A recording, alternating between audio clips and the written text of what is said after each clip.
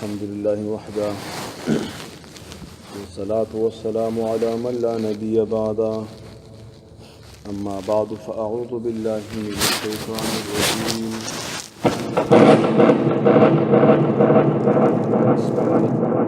بسم الله الرحمن الرحيم سبحانك لا علم لنا إلا ما علمتنا إنك أنت العليم الحكيم رب اشرح لي صدري ويسر لي أمري واحلل عقدة من لساني يفقه قولي وإلهكم إله واحد لا إله إلا هو الرحمن الرحيم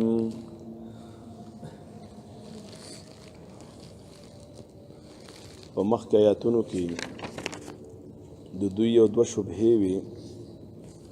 یو په باره تحویل د قبلې کې وه د هغې تفصیلا جواب وشو د هغې نه وروستو بله مسله د صفا او مروه وه چې دوی د هغې د پاره کې مختلفې خبرې او مختلف افهاوات جاری کړي وو او د دوی تهمتونه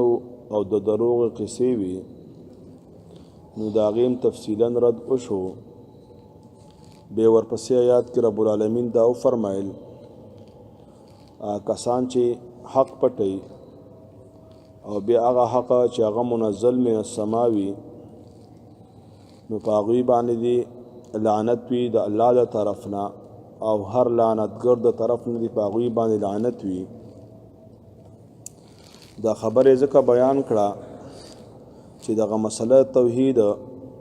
یا دغه مسله تحویل د قبلې یا مسله د صفا مروه یا صداقت د رسول الله صلی الله علیه وسلم د یهودو ته ښه معلوم و ځکه د یهودو سره کتابونه و یهودو سره تورات و نصارو سره انجیل و هغوی ته په هغې کې رب العالمین پورا تفصیلات د آخري نبی او د آخري کتاب ورکړي او لیکلي وو لیکن دوی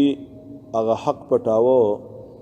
هغه علامات د آخري نبی او صدق د قرآن او صدق د رسول صلی الله علیه وسلم به دوی ښکاره کاوه نه او د هر څه به یې د ضد او د عناد د وجې نه کول نو په هغې باندې تفصیلا رد وشو اوس په دې آیات کریمه کې رب العالمین فرمایي د توحید مسله بیانوي چې دغه مخکینی کم خلکو دوی د الله سره نور معبودان برابر کړي وو او نورو ته اوازونه کوي نظر منښتې کوي یهودو کې هم شرک راغلی و مخکې اول په موجودګۍ د موسی علیه السلام کې هم دوی شرک کړی و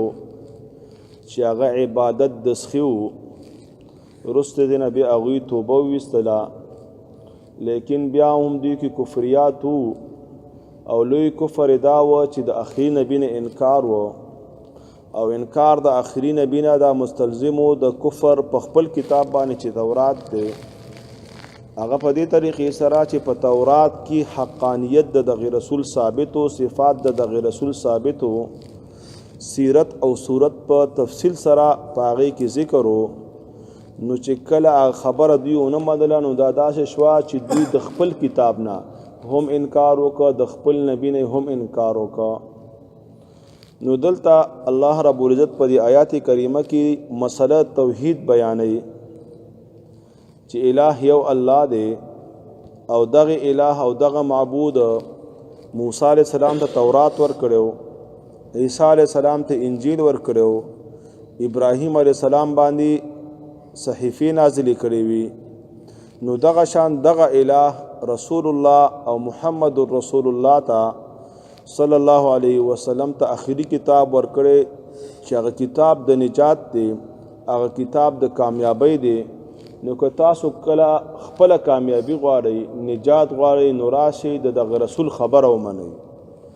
دغه رسول هغې واحد ذات را لېږلی دی، کم واحد ذات چې تورات را لېږلی او تاسو ته پیغمبر موسی علیه السلام را لېږلی و. و الهکم اله واحد، او مددگار ستاسو معبود ستاسو الہ ایک یو دی. لا الہ نشتا حقدار د عبادت او د بندګۍ الا هو سوا ددنا. الرحمن عام مهربانو والا دی او الرحیم خاص مهربانو والا دی. په دې آیات کریمه کې رب العالمین مسله توحید بیان کړه چې معبود ایک یو الله دی او د نجات د پاره کافی ده دا خبره د انسان د پاره چې یو معبود دا اومني او یو معبود چې کله ته اومني نو ته به کامیاب شي. او دغه معبود چې یو الله دی دا به ته څنګه منې، د دې تفصیل به تا ته څوک بیانوي، نو دې بیان به تا ته د وخت رسول کوي. نو تاسو به الله منئ د هغې طریقې باندې کومه طریقه چې تاسو ته رب العالمین په قرآن کې را نازله کړې ده او د هغې تفصیلات درته په واسطه د خپل پیغمبر او آخري پیغمبر رسول الله صلی الله علیه وسلم سره تاسو ته بیان کړي دي. د الہ مختلفې معناګانې دي. اولا دا خبره ده چې دا الہ دا مشتق دی او کنه جامد دی. دی باندې طلبا پوهیږي مشتق هغه ته وایي چې د مصدر نه راوتی وي او جامد هغه ته وایي چې د هغې نه هغه د چا نه راوتی نه وي. نو بعضې مفسرینو خدا خبره کړې ده چې څنګه ذات د الله مستغنی دی د لم یلد او لم یولد نه خپله د چانه پیدا دی او نه د نه څه پیدا دی، نو دغه شان د الہ دغه اسم هم د الله دغه شان دی چې الله او الہ دی، نه د چانه مشتق شوی دی او نه د نه څه مشتق دی. او بعض علما مفسرین به وایي چې نه دا لفظ د الہ چې دی دا مشتق دی، دا اصل کې الله دی. که د دینا اولنی حمزه لري کی نو لله شو، بیا هم په هغه ذات باندې اطلاق کوي. او کلام اول ته لري کی او اوله کې ورته حمزه پرېږدي نو الہ دا هم هغې ذات ته وایي. او که حمزه او لام دواړه ته لري کی نو له نو بیا هم هغه ته راجع کیږي. او که صرف ها پاتې شي هو نو بیا هم اشاره هغه الله ته ده او هغه ته ضمیر راجع کیږي. نو دا د هغه ذات نوم دی. الہ په یو معنا ده او بعض علما وایي چې دا د الہنا مشتق دی په معنا د عبدا. عبدا چې د هغې عبادت کی دی شي او دې ته به معبود وي، او عرف کی ورته ویلی شي معبود بالحق. معنا به موږ د لا اله الا الله څه کوو، نشته دی حقدار د بندګۍ، حقدار د عبادت. او دا لفظ د حقدار دې ته اشاره شوې ده په یو حدیث کې. معاذ رضی الله تعالی عنہ تپوس کوي ما حق الله علی العباد. رسول الله صلی الله علیه وسلم نے تپوس کی معاذ رضی اللہ تعالی عنہ سے څه حق دی د الله رب العزت په بندگانو باندې. نو د الله نبی او ته فرمایي ان یعبدوه ولا یشرکوا به شیء، دا چې عبادت وکړي شي دغه الله او د سره شریک څوک جوړ نه کړي شي. نو د حدیث کې لفظ د حق راغلی، نو حقدار د بندګۍ به وي. بعضی خلق معنا کوي لائق. لائق معنا اگر چې صحیح ده لیکن په صحیح حدیث کې د دې معنا راغلی د حقدار. نو لا الہ حقدار د بندګۍ سوا د الله نه بل څوک نشته. نو الہ په معنا د عبدا او په معنا د معبود چې معبود د دین دی. نو مونږ ټول بندگان عابدین یو الله رب العزت ته عبادت کو نو دا معنا د الہ شو. لہذا عبادت څه ته ویلی شي؟ د عبادت معناګانې تاسو ته مخکې تیرې شوي دي. عبادت ویلی شي تضرع ته، عاجزۍ ته او بندګۍ ته، او د الله رب العزت نه دا عقیده ساتل چې د اسبابو نه بغیر زما په نفع او نقصان باندې هغه قادر دی. الله رب العزت د اسبابو نه بغیر زما په نفع او نقصان باندې قادر دی. ما مریض کولی شي نو ما روغولیم شي، زما صحت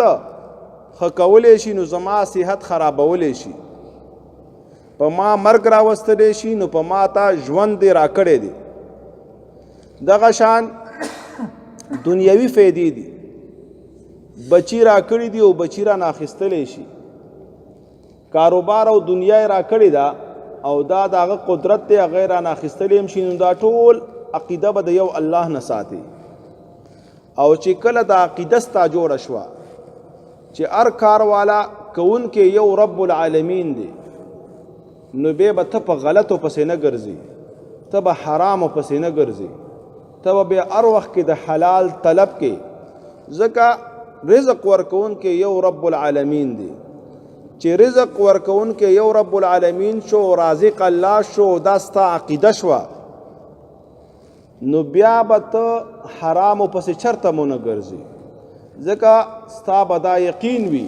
چې رزق به ما ته رب راکوي. وروستو یو آیات کریمه کې هم راځي وَأْمُرْ أَهْلَكَ بِالصَّلَاةِ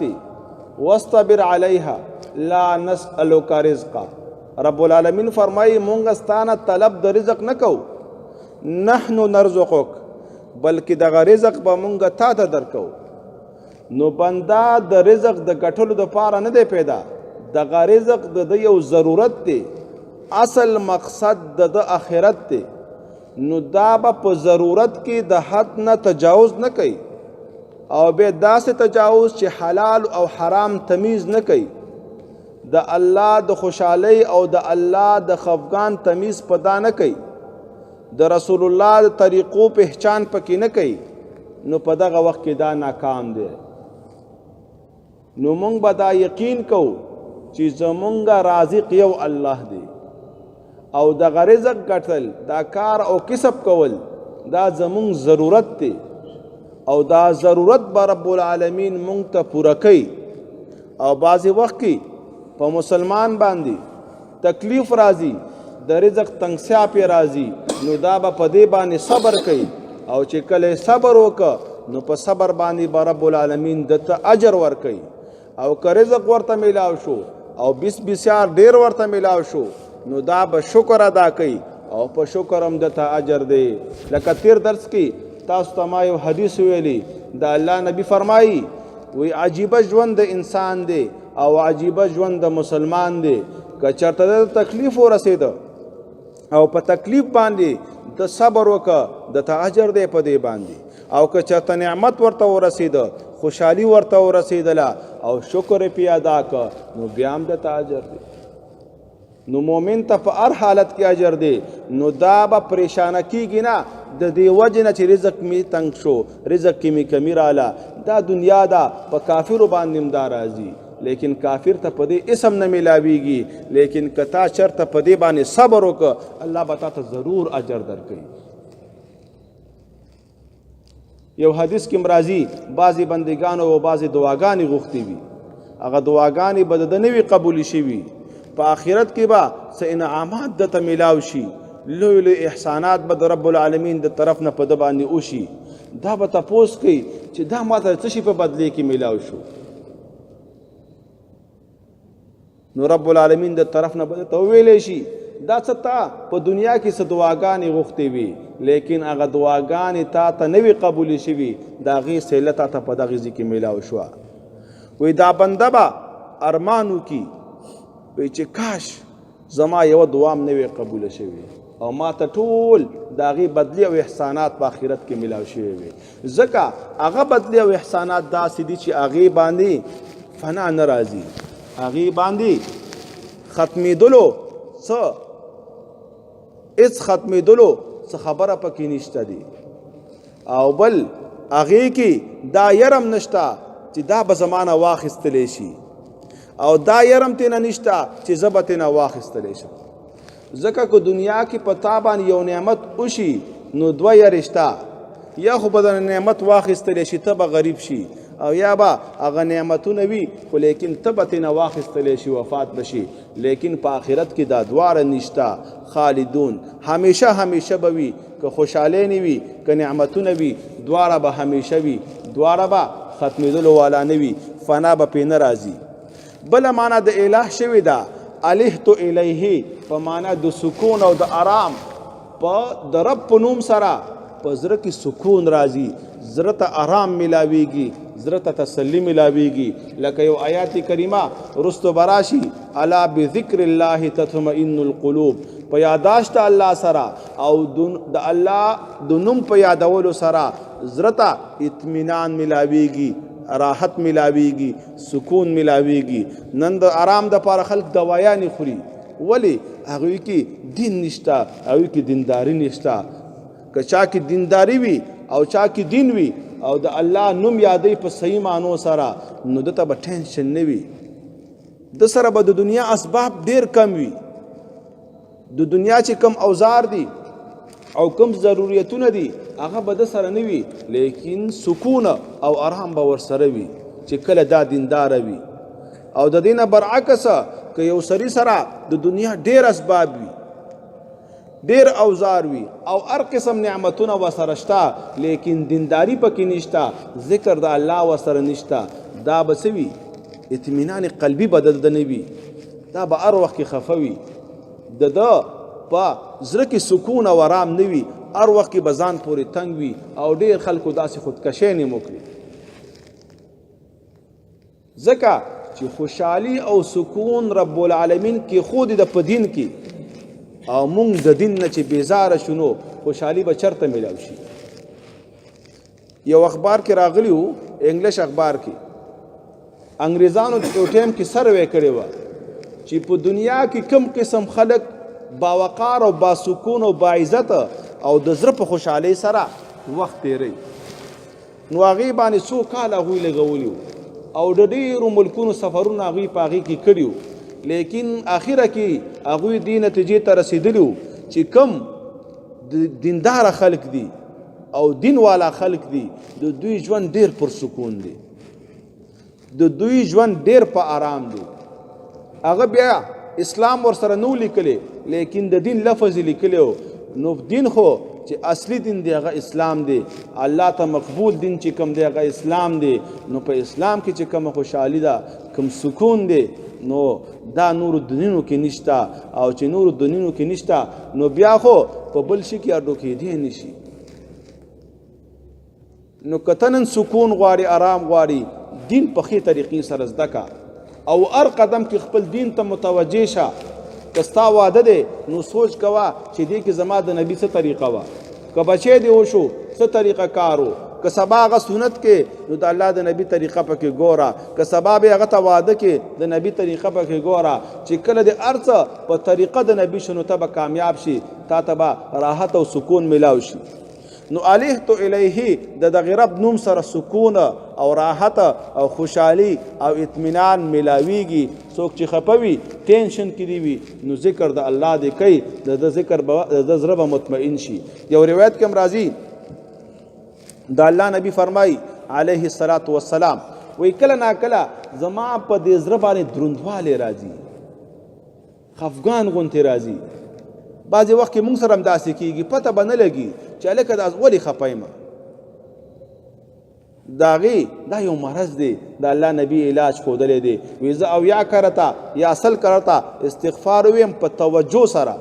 وی هغه دروندوالی او کم خفګان وي هغه لرې شي او زایله شي که نن تاسو ته هم داسې دروندوالی راغی خفګان راغی نو اودس وکئ 2 رکعته مونځ وکئ جومات کې کښېنئ په توجه سره ذکر وکئ او استغفار ووایئ او یا ځل یا سل ځل ګوره چې هغه خفګان لرې کېږي که نه لرې کېږي بل معنا بعض علماء کړي الیه تو الیه په معنا د فریاد دی چې کله در باندې مصیبت وشي نو فریاد بچا ته کې یو الله ته به کې بیماری در باندې رااله اول ډاکټر ته مزه اول دوه رکعاته منځو که خپل رب ته متوجه شه په علما او سلفو به دا طریقه کارو چې دعا به وکړه هغې سره به ټیک نشو بیا به لږ صدقه ورکړه د خپل وس مطابقه او صدقې کې دا لازمي نه دي چې ته لکونه او زرګونه ورکړه بلکې صدقې کې دوه طریقې دوه خبرې یاد ساته یو دا اخلاص به پکې وي ریا به پکې نه وي د چا د خوښې د پاره د چا د خوشحالۍ د پاره او د نوم د پاره به نه کې د الله رضا به کې بل په طریقه د نبی به کې خفیه طریقې سره کونډه وي یتیم وي یو طالب علم وي هغه ته څه صدقه ورکه که هغه معمولی ولی نه وي لیکن که چېرته ستا نیت خالص وي الله به تا ته په هغې باندې ډېر اجر درکړي نو الاف معنا ده فریاد رسته ستا فریاد اوري نو ته به فریاد هغه ته کې که مشکل راځي که بیماری راځي که هر قسم صدمه تا ته رسیږي یو الله ته به رجوع کې نو دې ته ویلی شي فریاد رسته فریاد اورېدونکی نو دا د الہ یو معنا شوه بله معنا بعضو علماو کړې ده علیه الفصیل بچې د خپل مور سره مینه کوي نو دا بنده هم د خپل الہ سره مینه کوي الہ هغې ذات ته وایي چې هغې سره مینه کیدی شي او مینه ولې کیدی شي ځکه د هغه احسانات ډېر زیات دي دنیا کې مونږ پیدا کړو انسانان پیدا کړو بې عظیمه کلمه راته نصیب کړه مسلمانان پیدا کړو هدایت ته راته وکړو د نجات لارې راته وښودلې نو هغه سره مینه پکار ده او چې کله د انسان مینه او محبت د الله سره وي نو بیا هغه نه پریشانه کیږي په دنیا کې که دنیا ور سره وي او که نه وي که مالدار وي او که غریب وي چې محبت د الله سره دی حقیقي محبت دا بیا د دنیا حوادث او د دنیا پریشانی او د دنیا تل راتله یا نور څه دته تکلیف نه رسي نقصان نه رسي د په زندگی کې تغییر او تبدیلی نه راځي نو الہ هغه ذات دی چې هغې سره مینه کیدی شي نو موږ به د خپل معبود سره مینه کوو بعض علما وایي دا د ولهه نه دی او ولها په معنا د حیره د حیرانتیا سره دی بندگان د رب العالمین په عظمت او کبریا او لوی شان کې حیران دي چې څومره عظیم ذات دی څومره عظیمه دنیا یې پیدا کړې ده بیا په دې کې مختلف نعمتونه دي او بیا په آخره کې جنت او جهنم دی او د انسانانو باندې څومره فضلونه او احسانونه دي په دې کې د انسان بعضې وخت کې حیران شي چې د الله عظمت ته وګوره کبریا ته وګوره د لوی شان ته وګوره نو الہ هغه ذات دی چې انسانانو عقلونه هغه د هغه نعمتونه او د هغه کبریا او لوی شان نشي راګیرولی بلکې انسان پکې حیران دی لکه نن مونږه یو ناشنا شی وګورو یاره زه خو حیران کړم نو ته الله دومره عظیم ذات دی کبریا والا دی عظمت والا دی چې انسان د هغه په عظمت او کبریا او لوی شان او د نعمتونو او صفتونو کې حیرانی او بعض علماء معنا کړی ده الیه تو الیه په معنا د التجا متوجه کیدل الله ته چې کله سکون غواړي نو څه ټیم داسې وباسه چې رب العالمین ته متوجه شي او خالص هغه سره دوه په دوه یو الله یو ته یو تکه توره تیاری او هغه ته د التجا کړي او ځان سره محاسبه کې نوم د الله علی په خلی او په زړه دواړو سره نو بیا به ته خوشحاله سکون به دي کامیاب وي او الہ هغې ذات ته ویلی شي د دغې وجې نه به سلفو فرمایله وایي چې کله شپه راشي او خلق زمونږ نه لرې شي موږ ته یو سکون او خوشحالي راشي ولې وایي د رب د ملاقات وخت شو تکه توره تیاره ده رب العالمین دی او بنده دی او کلام دی راز او نیاز دی او خبرې دی او سکون دی لیکن وی چې کله ورځ را خوره شي نو خلق را خوره شي را باندې بیا زمونږه د الله په منځ کې یو رکاوټ او یو پرده یو څوک هم تېره شي نو الہ هغه ذات ته ویلی شي چې بنده ورته التجا کوي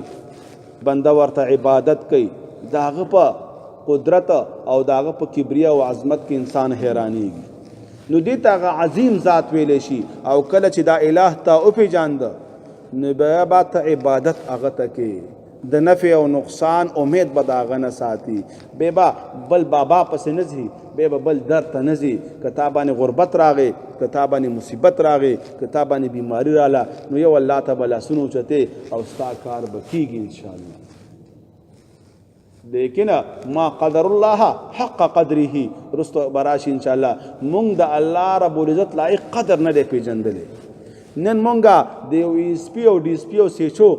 قدر پیژندلی دی چې دومره پاور ورسره دی، لیکن دا ټول الله پیدا کړي دي. د وخت د بادشاه قدر موږ زړه کې شته، لیکن د الله قدر چې کم مناسب هغه سره دی هغه موږ نه دی پیژندلی. چې کله موږ وپیژانده ټوله دنیا به ستا غلامان وي او ستا نظر کې به بیا په وخت د مصیبت او تکلیف کې د بل چا در ور نه وي، بلکې در به دې څه وي او دس به کولي او مونځ به کې او د رب العالمین به نه به غواړې. او دا د صحابه کرامو او دا الله د نبي طریقه وه چې کله به څه پریشاني راله نو فوراً به تلو او دس به یې کوو الله ته به متوجه کېږي. و الهکم او معبود ستاسو الہ دے واحد ایک یو دے، لا الہ نشتہ دے حقدار د بندگی، نشتہ دے حقدار د عبادت الا ہو. د الا کی دو قول دی. بعض علماوی دا الا استثنائیه ده، لکا امام قرطبی په احکام القرآن کی لکلی دی.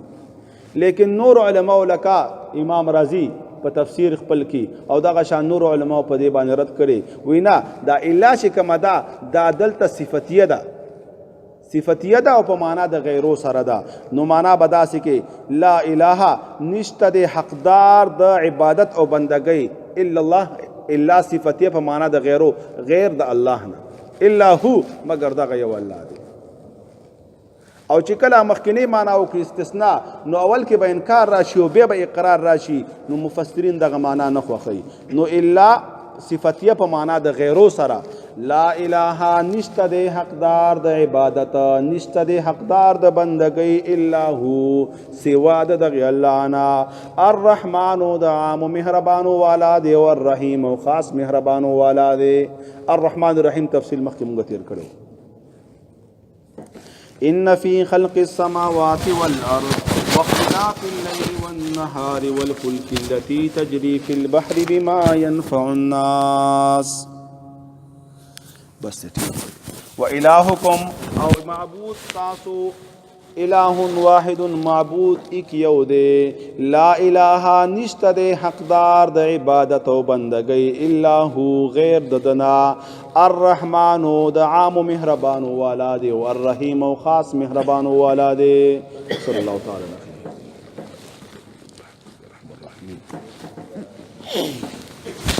اللهم ربنا آتنا في الدنيا حسنة وفي الآخرة حسنة وقنا عذاب النار. ربنا لا تؤاخذنا إن نسينا واخطأنا، ربنا لا تؤاخذنا إن نسينا واخطأنا،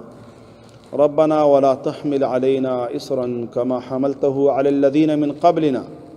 ربنا ولا تحملنا ما لا طاقة لنا به، واعف عنا واغفر لنا وارحمنا أنت مولانا فانصرنا على القوم الكافرين. ربنا لا تزغ قلوبنا، ربنا لا تزغ قلوبنا بعد إذ هديتنا وهب لنا من لدنك رحمة إنك أنت الوهاب. اللهم أرنا الحق حقا وارزقنا اتباعه وأرنا الباطل باطلا وارزقنا اجتنابه. اللهم اجعل سريرتي خيرا من علانيتي واجعل علانيتي صالحا. رب العالمین زمون صغیره کبیره گناهونه معاف کی. رب العالمین زمونږه واره او لوی گناهونه معاف کی. رب العالمین زمونږ نوی او زاړه گناهونه معاف کی. رب العالمین کم گناه مونږ د شپې کړي که د ورځې کړي رب العالمین مونږ معاف کی. یا الهی زمونږ گناهونو ته مه ګوري، یا الهی زمونږ اعمالو ته مه ګوري. خالق کائنات د خپل فضل او د رحم او کرم د وجې په مونږ مهرباني نه وکړي. رب العالمین د خپل فضل او کرم او د احسان د وجې نه مونږ سره د رحم معامله وکړي، مونږ سره د فضل او د کرم معامله وکړي. رب العالمین زمونږ زندگی درسته کی. رب العالمین زمونږ زندگی کی ایمان او اسلام راولي. یا الهی زمونږ په زندگی قرآن او سنت راولي. رب العالمین داسې زندگی زمونږ نصیب کی کومې زندگی چې صحابه وي. یا الله په دین باندې د قربانی زندگی راته نصیب کی. رب العالمین حقانیت د دغه دین راته بزره کې واچي. یا الهی د ستا محبت راته بزره کې واچي. رب العالمین د رسول الله محبت ته بزر کې واچي رب العالمین کامیابی والا ژوند راته نصیب کړي رب العالمین زمون کم ضرورتي الہ العالمین دغه ملګرو په زړونو کې کم ضرورت وي حاجات وي مشکلات وي تکالیف وي رب العالمین د هر چا په زړه باندې پوهه علیم بذات الصدور وي یا الله د خپل در ورنه د حاجتونو او مشکلات د دوی پوره کړي رب العالمین د مشکلات او د مسائل د دوی حل کړي خالق کائنات د ظالمانو نه مساتي رب العالمین د ظالمانو نه مساتي یا الہ العالمین کم ظالم که په مونږ ظلم کوي رب ته هدایت وکي یا الله غم ستا بنده دی یا الله ته هدایت وکي رب العالمین کم ظالم په دې ملګرو سره ظلم کوي یا الہی هغه ته هدایت وکي رب العالمین که دغه ظالم هدایت په قسمت کې نوي یا الله ته نسو نابود کی رب العالمین ته په اسماني سایقي او تندرون را نازل کی رب العالمین په خپل کور کې ورګي غمونه راولي یا الہی چې نور مسلمانان دې نه په امن کې شي رب العالمین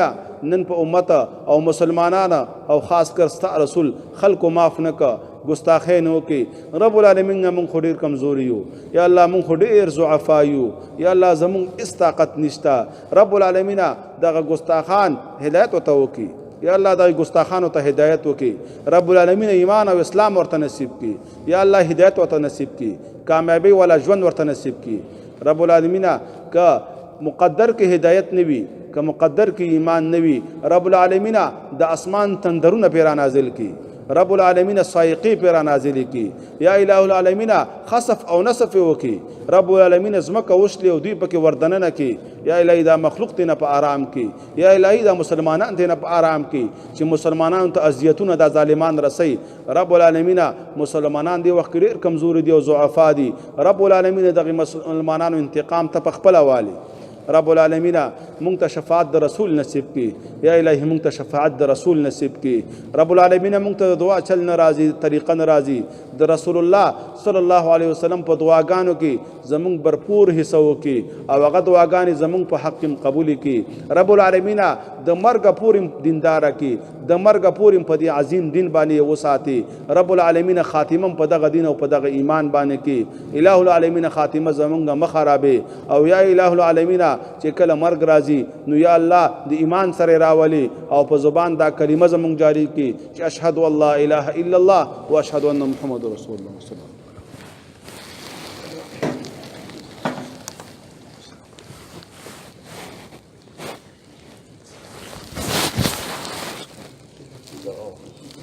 وعلیکم السلام ورحمۃ اللہ وبرکاتہ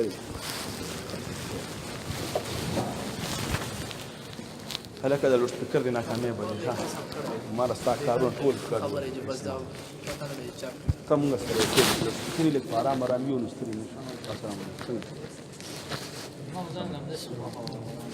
امده سي لیک سره دا شي السلام علیکم د کلاس نه صدیق السلام علیکم خارسه بخیر جوړي صدیق به برابر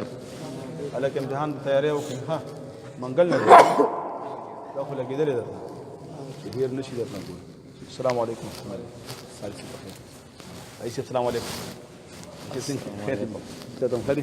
برابر السلام علیکم نجم بای څنګه شدي خدي والنجم اذا هوا ما ضل صاحبه ما الګا کمره را بند کړه